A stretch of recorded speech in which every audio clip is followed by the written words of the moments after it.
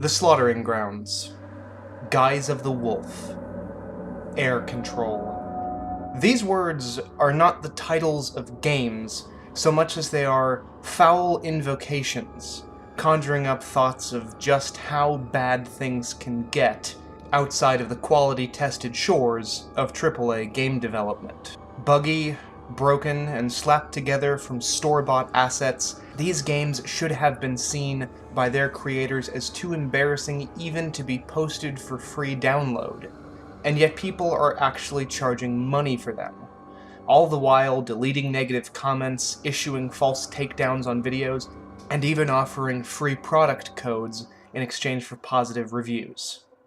But none of them got a demo at E3.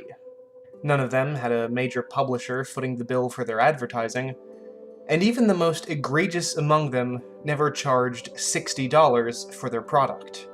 These are a few of the things that distinguish these nakedly greedy cash grabs from Hello Games' No Man's Sky. Now, I'm not trying to put this game or its developers on the same level as shameless hucksters like Digital Homicide. It's clear that Sean Murray and his team put a lot of time and effort into a game with an incredibly ambitious core concept, and were able to competently deliver on that central idea. But that doesn't change the fact that No Man's Sky failed to deliver on the full scope of what that original E3 demo promised, or the fact that Sean Murray outright lied about features of the game. In the end, No Man's Sky is just the most recent reiteration of a lesson that we have been in the process of learning for a long time now. Indie developers are not inherently any more honest or dependable than any other kind of developer or publisher. In light of these controversies, I've heard the suggestion that indie gaming is no longer the shining beacon of hope that it once was. Pardon me for a moment while I ponder this notion.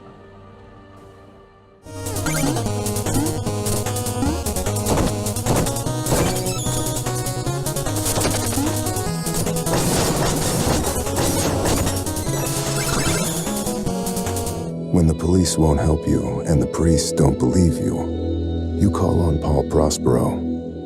You call on me. There are places that exist that very few people can see. Ethan could have drawn a map.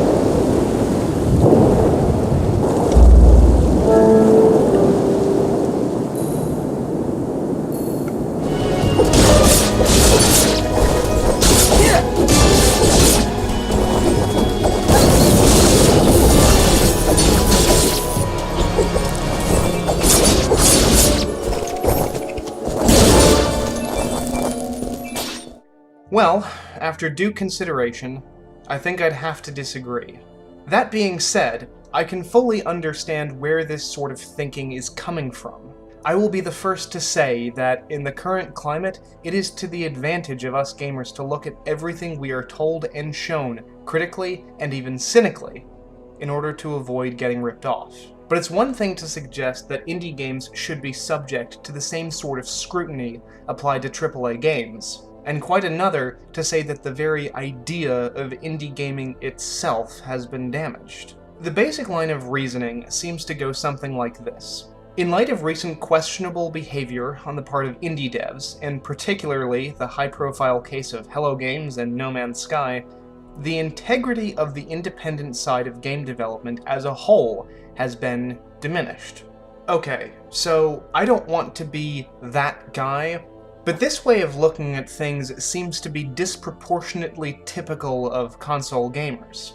Now, this is no one's fault. The simple fact of the matter is that people who game on consoles experience indie gaming in a fundamentally different way than the people who game on PC. In the world of consoles, there is essentially a handful of gatekeepers that exists as a buffer between gamers and games. These gatekeepers are the publishers and, more importantly, the console manufacturers. If an indie game comes to a console, it was either being developed with the express knowledge of that console's parents, or it's a successful PC title that's being ported over. Bottom line, indie games don't get to be on these platforms unless the platform creators want them there. This is, of course, not the case for indie gaming on PC. I was playing Factorio for months before it had its official Steam release, because I purchased it directly from the developer's website. And then there's something like Pokemon Uranium, an unlicensed fan project that would never stand a chance of getting anywhere near an official storefront, and yet millions of people are currently able to enjoy it.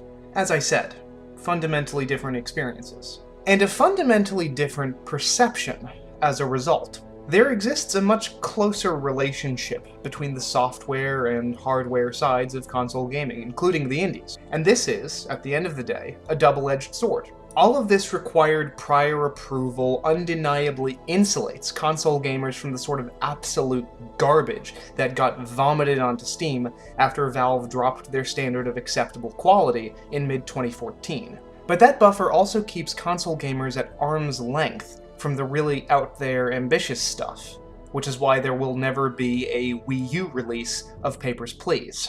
And I think that this insulation is why console gamers are only now suggesting that the golden age of indies is fading. If you were to ask a PS4 or Xbox One owner for their thoughts on Earth Year 2066, or Day 1, Gary's Incident, you would likely get blank stares. Granted, console gamers who keep their ears to the ground for general gaming news no doubt know something about the controversies surrounding these so-called developers exploiting Steam Greenlight and Early Access, but their own personal experience has been carefully curated. But now, at long last, one of these curators made a misstep. Sony threw support and marketing behind No Man's Sky, and when it failed to meet expectations, suddenly people have cried havoc and let slip the dogs of war. But perhaps I can provide some perspective. A story came out recently that Valve has banned the aforementioned pseudo-developer Digital Homicide from doing any business on their storefront. The crazy thing is, this ban wasn't because Digital Homicide released an irresponsible number of games occupying a scale of quality ranging from turd to turd with Febreze, nor was it for manipulating various systems in order to censor criticism of said games. No, this action came as a result of Digital Homicide pursuing $18 million across 100 lawsuits against Steam users for harassment. Now, I oppose harassment of any kind, but given the specifics here, responding to negative comments with litigation is as excessive as it is childish.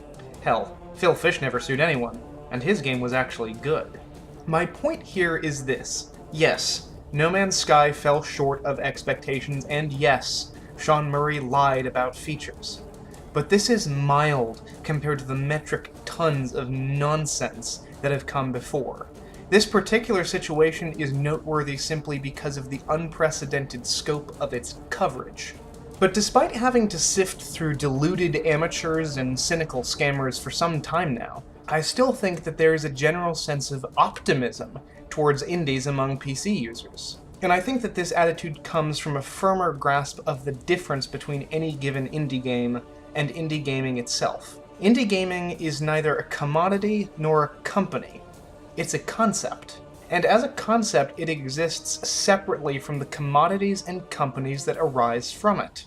Indie gaming isn't elevated or denigrated by the quality of games that come from independent developers. The idea is, has, and always will be, the notion of games being developed outside of the typical AAA space, with all of the freedom and hardships that come with that. I think that another difference in perception is that there is a much clearer line drawn between what is indie and what isn't in the mind of console gamers. Indie games cost $15, and their development teams would fit comfortably in a 4-door sedan. AAA games cost $60, and their development teams would fit very uncomfortably in the back of a semi-truck.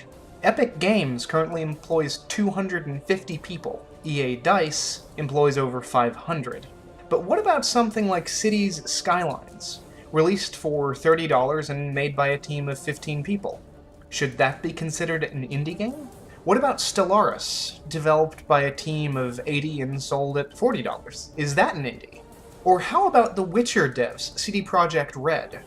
Their last game, with its cutting-edge graphics and big open world, won enough accolades to give all 370 team members 2 awards each, with some to spare. Nevertheless, both the Polish company and its products are thematically and geographically separate from the traditional centers of the AAA industry. Portal, Minecraft, Roller Coaster Tycoon, the original Doom, these are all games that blur the lines between what should and should not be considered indie.